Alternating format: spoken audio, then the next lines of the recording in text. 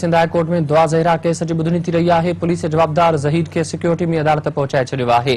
दुआ जी बाज़ियाबी बाबत दरख़्वास्त ते अदालत जवाबदार के नोटिस जारी कयो हो। दुआ ज़हरा जी बाज़ियाबी लाइ मेहदी काज़मी दरख़्वास्त दाख़िल कराई हुई। अहम ख़बर तव्हांखे ॾियूं पिया। सिंध हाई कोर्ट में दुआ ज़हरा केस जी ॿुधणी थी रही है। पुलिस जवाबदार ज़हीर के सिक्योरिटी में अदालत पहुंचायो। दुआ जी बाज़ियाबी बाबत दरख़्वास्त ते अदालत जवाबदार के नोटिस जारी कयो हो। दुआ ज़हरा जी बाज़ियाबी लाइ मेहदी काज़मी दरख़्वास्त दाख़िल कराई हुई।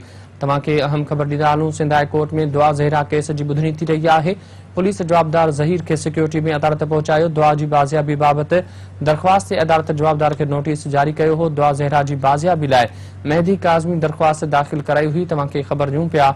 सिंध हाई कोर्ट में दुआ ज़हरा केस जी ॿुधणी थी रही है। पुलिस जवाबदार ज़हीर के सिक्योरिटी में अदालत पहुंचाए छॾियो आहे।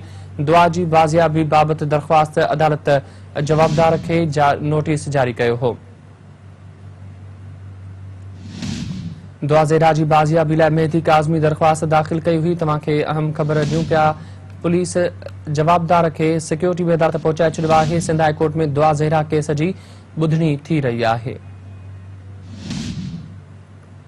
पुलिस जवाबदार ज़हीर के सिक्योरिटी में अदालत पहुंचाए छॾियो आहे। दुआ जी बाज़ियाबी बाबत दरख़्वास्त ते अदालत जवाबदार के नोटिस जारी कयो हो। दुआ ज़हरा जी बाज़ियाबी लाइ मेहदी काज़मी दरख़्वास्त दाख़िल कराई हुई। सिंध हाई कोर्ट में दुआ ज़हरा केस जी ॿुधणी थी रही है। पुलिस जवाबदार ज़हीर के सिक्योरिटी में अदालत पहुंचाए छॾियो आहे। तफ़सील मालूम कंदासीं। सिकंदर भुट्टो लाइन ते मौजूद है। सिकंदर, दुआ ज़हरा केस जी ॿुधणी थी रही है, छा तफ़सील आहिनि?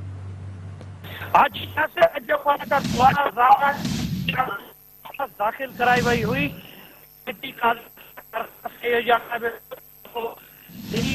वो जो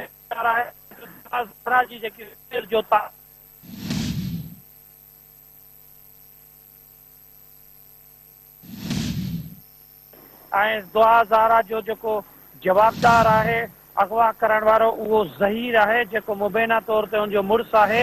अदालत में दुआ ज़हरा के वालिद पारा दरख़्वास्त में इहो भी चयो वियो हो त दुआ ज़हरा जो मुबैना तौर मुड़स है उनके भी अदालत में पेश किया वने तो हू जवाबदार है। अदालत में दुआ ज़हरा के वालिद पारा सिंध हुकूमत घरू खातो पंजाब जो घरू खातो उन्हनि भी धुर बनायो वियो हो। जैं SSP DIG IG के भी जो है सिंध के धुर बनायो वियो हो। उनमें अज जो है दुआ ज़हरा के केस में पुलिस पारा ज़हीर के गिरफ्तार करे अदालत में पहुंचायो वियो है। ज़हीर जो है हू पंजाब में हुयो, जैमें घरू खाते पारा जांच ऑफिसर पारा इजाजत वठण का पोए उनके सिंध हाई कोर्ट पहुंचाया विया। कुछ देर में दुआ ज़हरा केस की जी ॿुधणी है उहा जस्टिस इकबाल अहमद कलोर ते बदल 2 रुकनी बेंच कंदी। जी यासिर। ठीक है सिकंदर, मेहरबानी तफ़सील ॾियण लाइ।